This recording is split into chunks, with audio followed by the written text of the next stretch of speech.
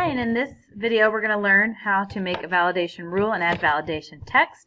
So we're going to add a new field just to practice in our pet table called drop-off date. Over here our data type would be date and time. And then down here where we would do our validation rule, we want to tell it that we're not going to allow any dates. We only want dates that are equal to today or prior to today, not after. So we're going to enter in a code for that. So if you look in the notes, you'll see some examples for what we could do. And the one that looks like it will work the best is less than date, parentheses, parentheses. And then we're going to add some validation text to let them know why it's not working. And I'm going to add an equal sign to it, less than or equal to the date. You can click the build button, and it will pop up where you can enter in the code here, or you could just enter it directly in that spot. So we'll do less than or equal to date, parentheses, parentheses. And now we have a rule that says the date has to be today. So now let's let people know if they enter incorrectly. Must be today or prior to today. Now let's go test that out and go to the data sheet view.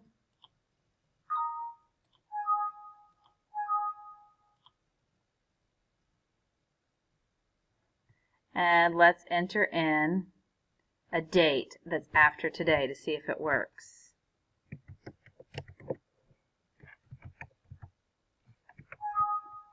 Must be today or prior to today. And then you can always retype it in or hit escape to try again.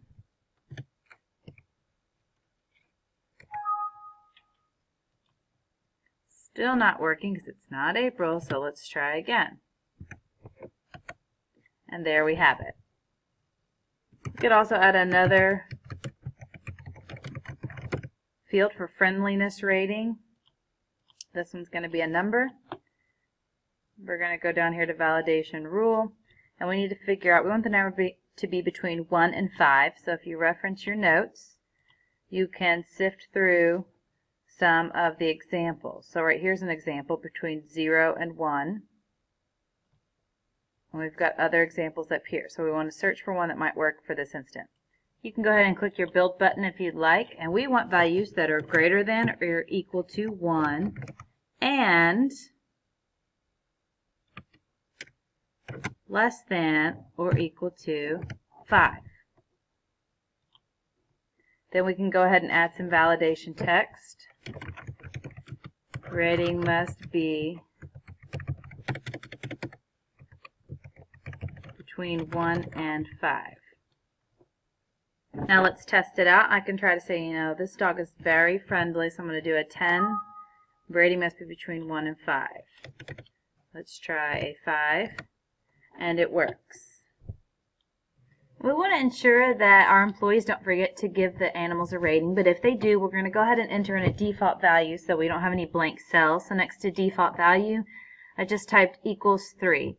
So if we go back to our data sheet view, when I click to add in a second animal,